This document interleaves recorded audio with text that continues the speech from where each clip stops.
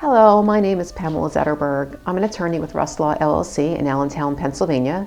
We specialize in business law, land use law, estate planning, and estate administration law.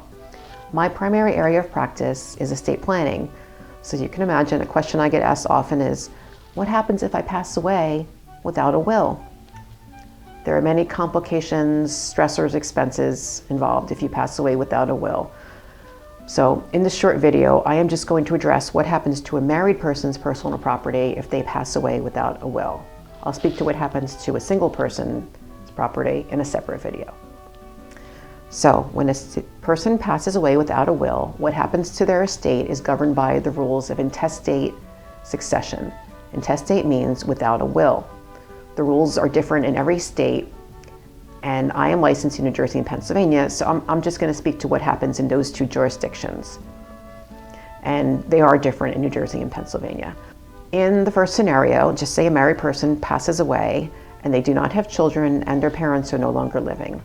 Now, this is the one situation where the rules are the same in New Jersey and Pennsylvania. The surviving spouse will inherit everything. Another scenario is where the person who passed away did not have children and their parents are still living. In this instance, in Pennsylvania, the surviving spouse receives the first $30,000 of the estate and then shares the remainder equally with the parents, the in-laws. In New Jersey, the surviving spouse receives the first 25% of the estate, up to $200,000, and then 3/4 of the remainder, while their in-laws receive the remaining 1/4. When I tell people this, there tends to be a shocked reaction. Many people assume, perhaps logically, that their spouse would automatically inherit everything their own. So learning that without a will, the surviving spouse would have to share the estate with their in-laws, it's an eye-opener. So the third situation is where you leave behind a spouse and the children you had together. In Pennsylvania, like the previous situation, the surviving spouse receives the first $30,000 and then shares the remainder of the estate equally with the children. If the children are minors, they do not receive their inheritance until age 18 without court approval. And this might not be the ideal situation. If the person who passes away is the primary income producer, it leaves their surviving spouse not as well provided for. Now in New Jersey, the surviving spouse does inherit everything.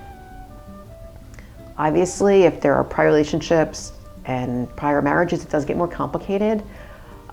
If you were married and you have children from a prior relationship and you were to pass away, in Pennsylvania, there is no first $30,000 distribution in that case. Instead, your surviving spouse and your children from the prior relationship equally share in the estate, half and half.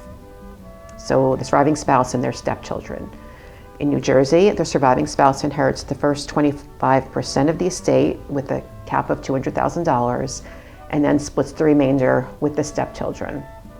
Again, many people are shocked to hear that their spouse might not receive everything and in fact might only receive half of the estate.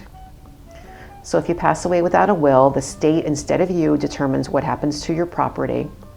We all work hard for what we have, and for a relatively small fee, you can have your will done.